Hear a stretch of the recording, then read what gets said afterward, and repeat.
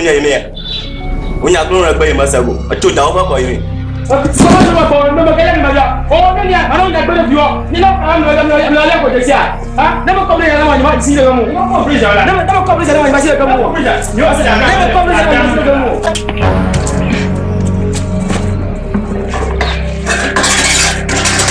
Mà tao này là nhà rồi, à phát tên là nhà này. Quá quê là cả là lùi là cả, à tao bao nhiêu nhà? Mà lên. Bây giờ mà lấy tôi bởi tôi có làm ngu là nó đạp ra rồi mà phạt cha cô cha bóc nồi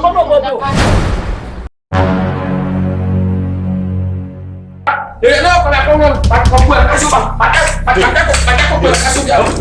Đúng rồi, bên mùi rồi. Đúng rồi, cô quyền bên mùi rồi. Hết đạp bên mình ba bên đã ba dùm là nhân tôi nhớ đó qua. Nó mà cái gì con rồi. Và cả bên ta. Tin lo mắc không?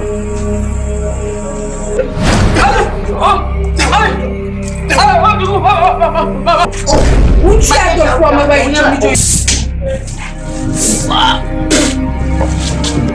Cho mà. Nhưng mà nào gạt mày. Bi. Ông ơi, qua qua của luôn qua. Ở bên con nhà. Chị bác bên nhà. Ồ. Anh em mày về. Em đi nhà phải không? Ở phòng có những mà